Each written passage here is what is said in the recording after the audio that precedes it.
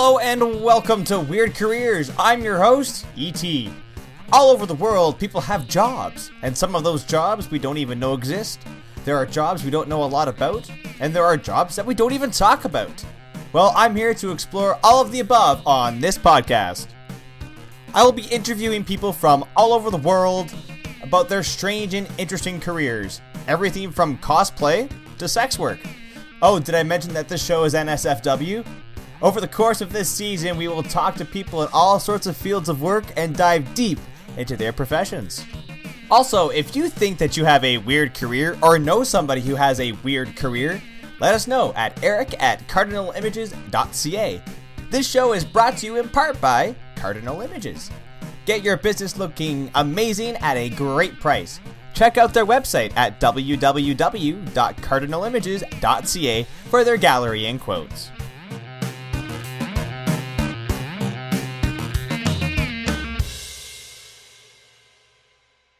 On today's show, we have Reese Brunelle, who is a video producer. Reese, welcome. Hey, thanks. Nice to be here. Well, we're really happy to have you on the show. So tell us a little bit about what it is you do. Give us a quick kind of summary before we dive deep in. Well, I'm a live event video producer. I produce shows and concerts and other things from a video perspective. That's generally what I do. I switch cameras and run LED walls and video things for shows, TV shows, you name it. Nice. That could be anything. So anything from how big to small events do you normally do? Well, it's kind of interesting because I started out in the corporate world, and a corporate thing could be a small thing with only 25 to 50 people in it, and you're running a video projector and a tiny little screen, and it can go all the way up to I've run the Jumbotron at the Sky Dome many times. Wow, I'm broadcasting the Sky Dome. I was doing. I got the opportunity to switch hockey at the Olympics. Wow. So it runs the gamut from something really small to something really major and huge. Well, that's really cool. Before the show, we've chatted about some of the events that you've produced, some of the things you've done before. For example, the Toronto International Film Festival, as an example. How long would something like that take to set up, and what's involved? Well, there's a lot of things involved because TIFF normally has all these different events that are going on all over Toronto. And there's everything from just live film events with stars where we set up television sets all the way down the street. And there's audio and there's a red carpet and all that. And we do all that, or the orange carpet, as it were. We do that whole thing. And that takes days and days and days and days because it's outside and you're running cables all over the place. But from a perspective of seeming like a big thing, it doesn't, because it blends in the end, because it's just TV sets all over the place and small projections. But it takes many days to set those up to make it actually work, because there's a main area that they do at the Bell Light Box, and there are media everywhere. You need to have media feeds. You need to have there's a main walk, and we run the lighting there and the cameras and everything there. To set them up, it takes a long time. We do a lot of setup and testing because we want it to look perfect, because we know it's going to be on the air, and we're often sending a feed from what we're doing to all the different television networks. So we gotta know what we're doing. On the other hand, some things only take a day to set up. They usually do movies out on the street, and we have an LED wall. We have a big crew come in and we set up that LED wall in one day, and then I tweak it for a few hours, and then we run it all week long. So my job might be just sitting watching movies all week, or it might be the stressful thing of actually switching cameras in a broadcast environment. So you never know what you're going to be in for. That's crazy. And like it sounds like you know a lot of different things in the field as well. Yeah, well, I've been doing this for 36 years. Boy, I'm old. And you learn as you go.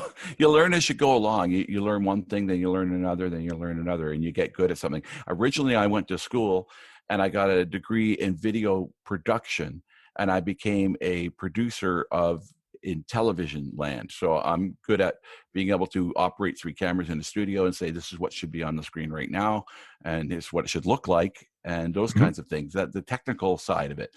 But as you go along, you realize that the live event thing is actually more about unloading trucks than it is about switching your cameras. Like, it's 50-50. Yeah. Oh, right on. So what other large scale events have you produced? Oh gosh, it's everything. All of the stuff for Sick Kids Hospital. Whenever they released all the VS videos for their fundraisers, that was Yep. me running the video for that for most of the events. Not Oh wow. not all of them. There's other people out there. Um, yeah, I did all those. So I did them at all the arenas that they would do them at downtown.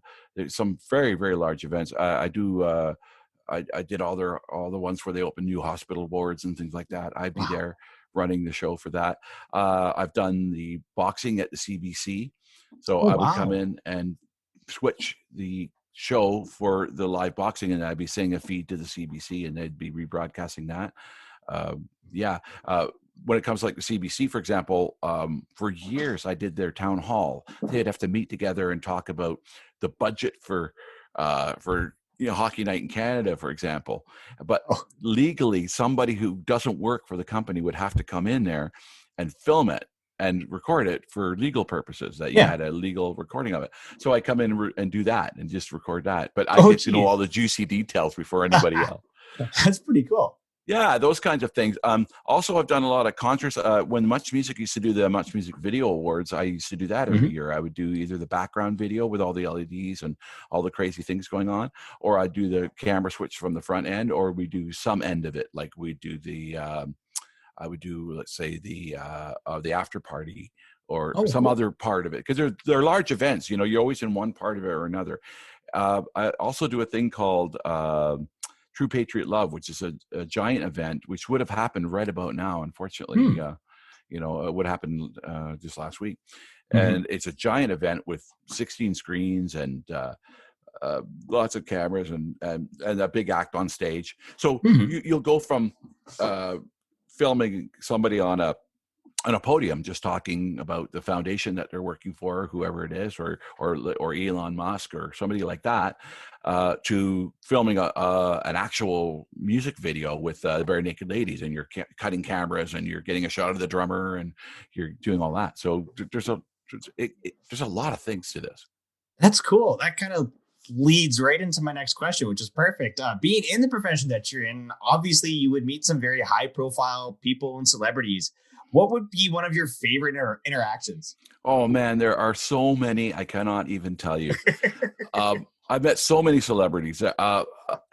It's an interesting thing because in our industry, it is taboo to bother celebrities. So we do not ask for autographs. We never bother them. We don't, we're there to support them. So Mhm. we're never bothering them. But things happen on their own. An interesting one is there's a foundation called 1X1, and Okay. they do a gala fundraiser. And it's the guy who started it, and who's their main money guy, is Matt Damon. And Matt Damon was going to come out and he's going to talk at the podium. He's going to say yada yada yada. So Hmm. I'm up there getting the lighting right and whatever. And then we've got this 3 hour period before the show happens, and no one has anything to do. And I'm sitting there bored, and he's sitting there bored. So we just start talking. So here's me and Matt Damon just talking about normal everyday stuff for for like 2 hours. That was the coolest thing ever, because it's just like, That's the neat. guy so well from movies and stuff, right? And yet you're talking about the weather or whatever. Oh, that is so neat. That was I, kind of neat. Another one was interesting. Years ago at the Much Music Video Awards, when Justin Bieber was brand new, he was nobody really knew who he was yet, and he was just starting out. He had a thing he had to do with Katy Perry. Katy Perry was a big star at the time. She did "I Mhm. Kissed a Girl" and I liked it, and he had to go out on a tricycle and do this kind of thing with this choreographed thing. But he's not a dancer, and he's not into choreography. He was terrified. He's just a kid. Yeah. And I was backstage, and I'm like, "You've got this. You can do it. Just own it." And he goes, "What if I fall down or something?" I go, "Then just own it. Like I meant to do that. Just own whatever you're gonna do and go out there and do it." And he goes, "Okay, I'll do it. Nice. I'll do it, Reese." And he was nobody. Nobody knew who he was. I didn't even know who he was. I didn't. He was no. His album wasn't out yet. So he goes out. He goes out there, does it, knocks it off, comes backstage. He goes, "I did it. I did it. I pulled it off." And I go, "Yeah, you're right on, man. You're the best. You look great. You did great. You're wonderful." And after that, every year he'd come back. The very next year he came back, he was huge, big star, and he comes over, talks to me directly. Hey, Reese, how you doing? Blah, blah, blah. And then the next year came. I'm doing it again. This time he's even bigger. He's huge. He comes over, makes a point to come over and say, hey, Reese, how you doing? That's awesome. And then the year after that, he became so big that you couldn't get anywhere near him. They had security all around him. And he'd be across the room, and he'd wave over the entourage and go, hey, Reese, how you doing? That was a cool thing. Like, he didn't have to do that. Why would he remember me out of all the thousands of people you meet when you become super famous like that? But that was really nice of him, and so that was cool. Another one was, we did a big show, and it was for a big fundraiser gala, and they'd hired Stevie Wonder. And wow. Stevie Wonder was performing, and we were at the Metro Convention Center, and there was like 4,000 people there. And I thought, this is the best thing ever. I'm getting to see and switch video on a concert with Stevie Wonder in such a small, intimate environment. It couldn't get any better than this. My life is complete. Well, no kidding. But it got better, because when they do big events like this, often they'll have the big star go in a smaller room and do a little private show for all the bigwigs who give $1 million or more. They'll do a little thing. But the thing about people that do that is they generally give their $1 million and they go away. They don't sit there all night hanging out. They just don't. It's just, they're. So I get a call on my radio after the show, and it says, Stevie Wonder's performing in a little tiny room downstairs. Nobody knows anything about it. Go down there and get some video footage. Grab a cameraman and go down there. And I'm like, okay. So I go down there. And sure enough, there's nobody down there. There's nobody down there. It's just him, a tiny little setup, and his piano, and a couple of handlers. And I was saying, well, I got to do, hi, Stevie. Oh, how you doing? Whatever. And the guy say, hey, come over and talk to me, because he's bored and nothing's going on. So here I sit at the piano with Stevie Wonder talking about music. Oh, my God. For about 40 minutes. Like, how did that happen? I cannot believe that. I cannot believe. And the whole time he held my hand, because it was kind of weird, because he reached out and grabbed my hand, and it's kind of weird for someone to just come up and start grabbing your hand. Yeah. But the reason they do that is because he's blind, and I didn't realize that's how he reads you. That's how he understands what your emotions are, and who you are, and where you are in space, just by holding your hand. Wow, so that's incredible. Yeah, I didn't know anything about that at the time. It was really cool though. So I got a picture of Stevie Wonder holding my hand at the piano. At the piano. Well, we're definitely gonna have to see that photo. Yeah. Oh, yeah. There are a million different things that have happened like that. Kind of really fun stuff to be able to do that. And the one thing that you realize is that everybody, no matter how big they are, is just a human being, just like you and I, and they want the same things that we all want. And they could be bored or whatever. The one thing is, you never act like even if it's the best person you ever wanted to meet in your life, never act like that, because then you're just a fan, and then you get an autograph and you get on the other side of the gate. Well, exactly. I remember when I was doing my my radio show at Centennial College. Yeah, I had the opportunity to meet Marianas Trench bassist Mike Ailey. Oh yeah, and drummer Ian Castleman. Cool. Oh, and yeah, nice. Once the fans had all disappeared and everything, you just treat them like they're just normal people. Yeah, everybody's just a normal person, and then you'll get the really interesting stories. Absolutely. Like one year I was doing the Much Music Video Awards. I was in my job. My job on this thing before the show was to go around to all the dressing rooms where all the stars were. Well, I hated that. Oh, absolutely. And make sure that the TVs that we had in every dressing room were showing the right broadcast, and that they weren't messed with, and that they were functioning. So I went around each TV. I just come in and look at the TV. Well, I ended up sitting there talking to LMFAO. Because they said, come and hang out with us, right? And they sat there and told me that they were going to break up. And this is when they were at their peak. And they were showing up. They were at their peak, and they were telling me. And just because we were just talking like human beings. And they said, we're going to break up, and here's why. And they told me everything. And it was a total secret at the time. It didn't come out for another 6 months that they were going to actually break up. And I was like, and I would tell friends of mine, hey, they're going to break up. Oh, no, they're not. They're the number one act right now. I go, no, they're done. And it was kind of neat to have that insider information. Of course, they're safe with me, because if I go telling the media, nobody's going to believe me. Well, no, exactly, right? You're just the guy who's running the live video feed over there. Or years ago, Evanescence. Remember the band Evanescence? Yeah. And Amy Lee was a singer in Evanescence, and she was doing a thing at Much Music, and I was setting up some stuff, and then her and I are just sitting there bored, and we just start talking about stuff, and she starts telling me about how they're going to break up. Their band is almost done, and it's because her guitar player had an aneurysm. Oh. And he could barely talk, and he was learning to walk again. He couldn't play guitar, and they just weren't going to continue. And they were doing their tour at the time with another guitar player, but as far as a band goes, they're going to be done soon. And she was really upset about it at the time. And we were sitting there, and I'm like, wow. I was like, I was an ear for her. I was talking to her about, that's too bad, and all that kind of stuff. So we're talking, I put my arm around her, and we're talking about this because it was a really sad thing, right? Well, a paparazzi took a picture and Oh my. new bow for Amy Lee, right? Oh my God. So I had to explain that to my wife, like, yeah. Yeah. Oh, geez. Well, But- anyways, moving on. Yeah. So we know that you've told us you went to school. You I went to school did. for this stuff. So is it like getting to kind of where you are in your career? Is it part schooling that you've done, or is it more who you know? Well, it's interesting that you say that, because you just touched on exactly how you do get into this industry. The live AV industry is not like the regular broadcast industry. If you want to get a broadcast job and work in like at the CBC, or you want to work at some television station, then you got to go to college and you get your degree in television production. There's lots of different types of degrees you can get in that, and then maybe they'll hire you, and then you've got yourself a regular job with a boss and all that. Yeah. The industry I'm in is all subcontractors, and it's all people that work directly for AV companies, and we do live stuff. So your skill set actually has to be broader than that, but at the same time, you only have to know what you're doing. Really, your qualifications on paper do not have to be as bold. You just have to know what you're doing.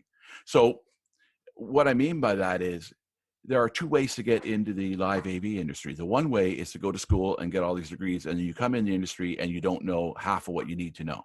And then if you're keen, and I like that, if you're keen and you want to be a together person, and you understand, like, you love what you do, like if you love audio and you love everything about audio, and it's your thing, and you know all the mixing boards because that's your thing, you're in as an audio guy. Your qualifications matter, but only to the point where you arrive, and then you got to be keen. Same thing in my world. If you come in and you're keen, you can be taught and you'll learn, even without qualifications. I've had young people come in to an AV world, and their job is to push cases and unload trucks. And they go, I really love video. You do? You love video? You do? Okay, well, I'll show you then. You'll show me? Yes, I'll show you. And I've been told off for doing that. Like, it's not a school. Like, we're actually setting up for a real event. I'm going to spend 5 minutes to show this guy how to put a lens in a projector, let's say. Yeah. And what it comes down to is, when I'm on another show, I can rely on that guy now to put lenses in those projectors because I taught them how to do it. And I know it's going to be done right because I taught them. If they're keen. I've had the opposite happen, where someone will come along and they're not keen. Like they may have some qualifications. They come in and they, oh yeah, I love video. I know everything. And then I'd love to operate this show. And then the show will get done. I go, well, I'll let you operate the video switcher and everything during the rehearsal. How about that? And they go, oh, I'd love to do that. Oh, that'd be great. And I go, well, here it is. And they go, I don't know that switcher. You go, what do you mean you don't know the switcher? I don't know. No one's trained me on this. I'm like, okay, so you're just full of it then, because you don't really care about this, because otherwise you'd know all about it. Exactly. Right? Like if you're into horse racing, you know all about the horses. You know all about them. I don't need to teach you. You know all about which is which, and you know all about all the breeds, and you know, like it's just a thing. If you're a DJ, you know all about music. You know about different DJ decks. You have a preference. You can say, oh yeah, the Pioneer is not as good as the Denon. You've got opinions. Exactly. You know all about it, right? Whether you have qualifications or not doesn't matter. You're either into it or you're not. And so I find that when people come in our industry, if they're into the AV world, if they're into video, or they're into audio, they're into lighting, and that's their thing, they have a career. They can actually have a career. Not right now, obviously, but well, yeah. That's awesome. That's how you get in. That's cool. Then you know people. Well, it's a good thing I know you. Everyone's nice to know. Well, what is the hardest part about coordinating and running these events? Oh, the hardest part about coordinating and running an event. It's being on the ball, because nothing ever goes the way it's supposed to go. You'll Mhm. come in and it'll be the simplest thing. Put this here, put that there. And then you get there, oh, you can't put it there because the floor is crooked there. Okay, well, you can't put that there. They really want it over there. Oh, you don't have the things you need to make it work now. Those kinds of things. It's knowing that I can take 2 rubber bands and make the thing work, you know, Yeah. because you don't always have what you need. When you do have what you need and it runs like clockwork, that's an amazing thing. It does happen. But a lot of times it's those little intangibles, putting out the fires, as we call it. And they will come at you like you would not believe. On a major show, where like when I'm doing one for Sick Kids Hospital, thing like that, there's a speaker. That guy's the president of the hospital. You can't mess up his microphone. It's got to be perfect. Absolutely not. You got to have the camera angle right. You got to work with the lighting person. You got to work with a lot of other people. And if you know, the lighting's got to be just right. Your camera's got to be balanced. All 3 of them got to look just right. You got to work with your cameraman. You got to know them. And after a while, you do get to know everybody. And you go, oh, I love that guy. You know, he's Oh, the yeah. best, right? And I'll put that guy in camera 1, and you know, and then you've got it just right. Because there's no room for error in our industry. That's an interesting thing that most people don't understand. In every other thing, if you're making a movie, you can do 100 takes wrong. It doesn't matter really. Someone's going to be mad about that, but you can get away with it. Mhm. When it comes to live production, it's flawless all the time. It has to be.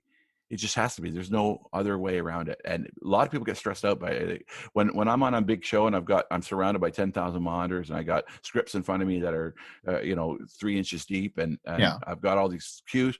They say, aren't you afraid? Are you nervous? And when I was younger, maybe, but not anymore. I'm not nervous now. I'm in you get into the zone, and Yeah. you have to understand that the challenges will just keep coming at you. You just put them out one at a time. How do you eat an elephant? You eat an elephant one small bite at a time. That's awesome. Yeah. Right on. Yeah. What was the most technically visual show you've put on, and how challenging was it, and what made it so challenging? Oh my gosh. There's a million shows I've done. It's hard to, from a technical point of view, there's always a challenge. There's always something. Um, I've done shows where there's 5 cameras and there's a jib flying camera, like a big crane arm camera, and a remote camera and a wire camera on the thing, and 2 wireless cameras and big giant studio cameras around, and you keeping track of them, and robocams, and keeping track of it Jeez. all is like there's 9 cameras and all of them have to have a shot, and they're all recording. And keeping track of all that is technically challenging. It'll stress you to the limit, because your brain's only good at looking at, I think, what is it, 6 or 7 things. After Yep. that, you have to tune something out. So in order to do that, when you've got that many things happening, you've really got to be an octopus and have your head in the game. And if you're tired or something, oh, it's challenging. Yeah. That is from a personal point of view. That is a challenge when you're an operator, when you're operating a show. From a technical challenge, I've done things that involve multiple projections. We did an entire projection on the side of the Royal York Hotel. Oh, We had cool. projectors outside in the winter. We had to mount them on the roof. So I'm outside. See, it's not always glory. Sometimes you're outside in the freezing cold, putting projectors outside pointing at the Royal York. And we had to point them at really extreme angles to be able to hit all the different parts of the building. And then mapping all those together so there's no seams when all the projectors are at crazy angles is the most challenging thing I've Oh, done in a wow. long time. Yeah.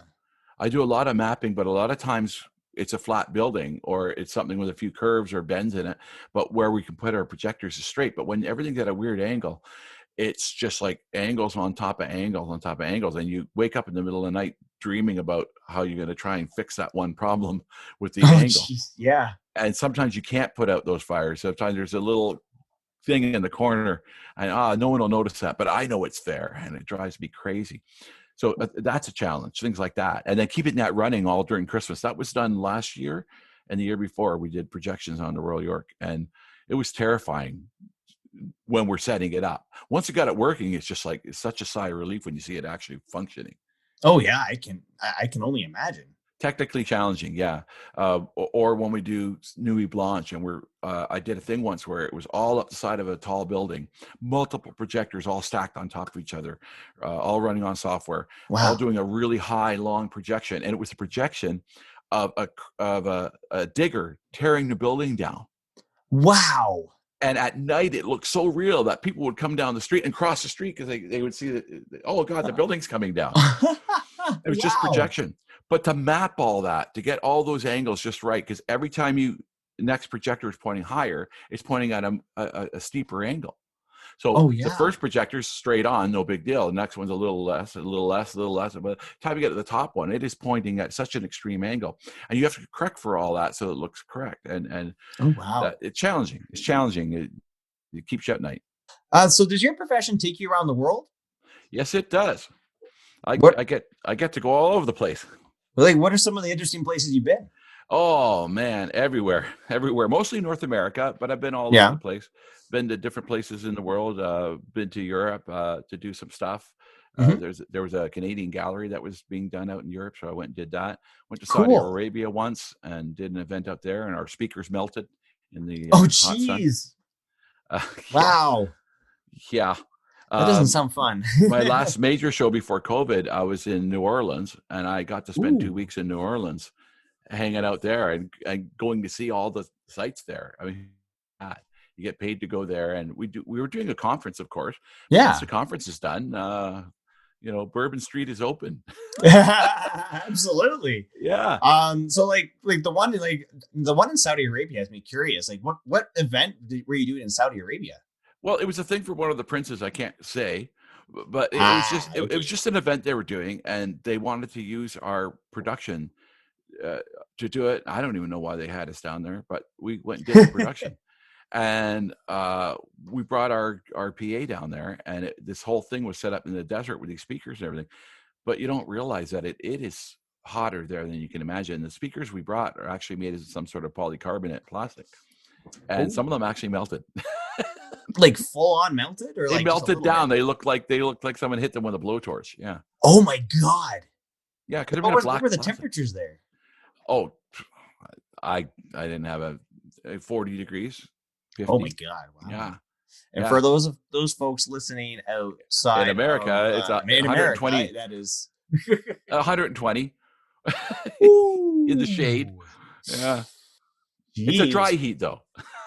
Well, I would take a dry heat over a humid heat any day. Yeah.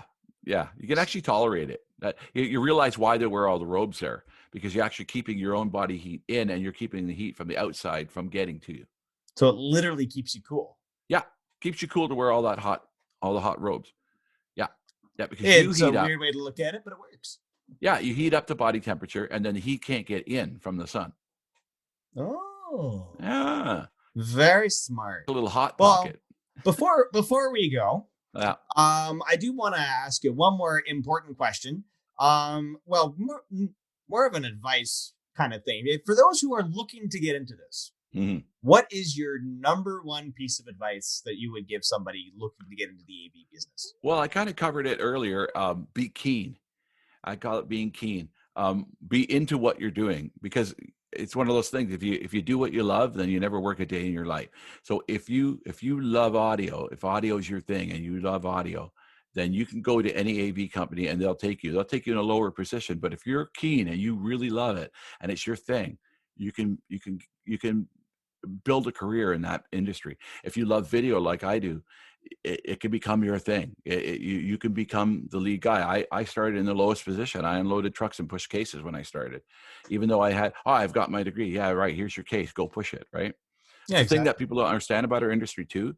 I did a vlog for a while where I was posting pictures. It was called Today's Office, and I would always post a picture of the show ready to go with a switcher and all the lighting and looking amazing. Bare naked ladies are on stage. Oh yeah, I want to do that.